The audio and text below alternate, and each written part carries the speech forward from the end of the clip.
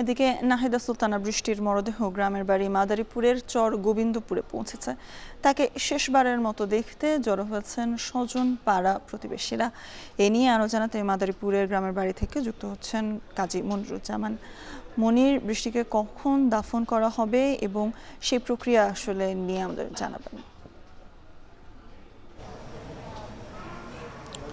স্বর্ণা, পারিবারিকভাবেই সিদ্ধান্ত নেওয়া হয়েছে বাদ আসর, অর্থাৎ আসরের পরেই তার নামাজের জানাজা হবে এবং তারপরেই কিন্তু তার পারিবারিক যে কবরস্থান রয়েছে সেই কবরস্থানে তাকে দাফন সম্পন্ন করা হবে, এমনটাই পারিবারিক সূত্রে আমরা জানতে পেরেছি।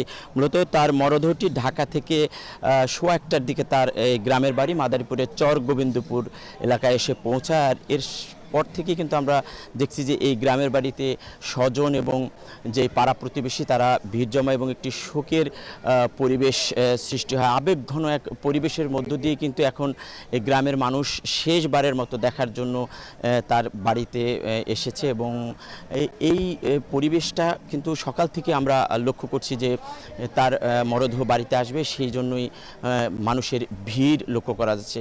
বৃষ্টির এই নৃশংস হত্যার বিষয়টি কিন্তু গ্রামের বাড়ির মানুষ এবং পাড়া প্রতিবেশী কেউ কিন্তু স্বজন মানতে পারছেন না। তারা বলছেন যে মূলত এই হত্যার সাথে যারা জড়িত তাদের যেন দৃষ্টান্তমূলক শাস্তি হয়, তাদের এমনটাই কিন্তু তারা প্রত্যাশা করছেন। আমরা দেখছি যে আনুষ্ঠানিকভাবে তার যেই দাফনের প্রক্রিয়া শেষ এবং তার কবরও তার যে নবনির্মিত একটি ঘর, নির্মাণাধীন ঘর, তার পাশেই কিন্তু করা হয়েছে। যেই ঘরটি তারা নির্মাণ করছিলেন এই ঘরে কিন্তু আগামী 2 মাস পর এসে তিনি এই ঘরে আসবেন, উদ্বোধন করবেন, এমনটা কিন্তু তার পরিবারের কাছে তিনি বলেছিলেন। তার বাবার সাথে শেষ যখন কথা হয় তিনি কিন্তু বলছিলেন যে পরিবারের আসবেন, দেশে আসবেন, সেজন্য কিন্তু তিনি ফ্লোরিডায় বিভিন্ন শপিং মলে গিয়ে কেনাকাটা করছিলেন। তো সেই কথা বলেই কিন্তু বাবা মা তারা কিন্তু কিছুক্ষণ পরে সেই কথা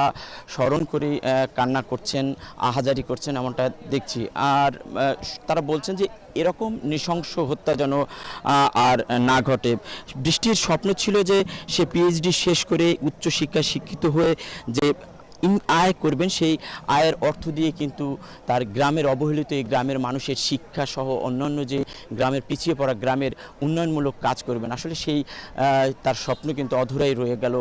গ্রামের মানুষ এই স্বপ্ন বাস্তবায়ন দেখতে পারলো না, পাশাপাশি বৃষ্টির পরিবারও দেখতে পারলো না। এক শোকাবহ পরিবেশ এখন চলছে স্বর্ণা এই বৃষ্টির বাড়িতে। কাজী মনিরুজ্জামান যুক্ত ছিলেন আমাদের সাথে মাদারীপুর থেকে।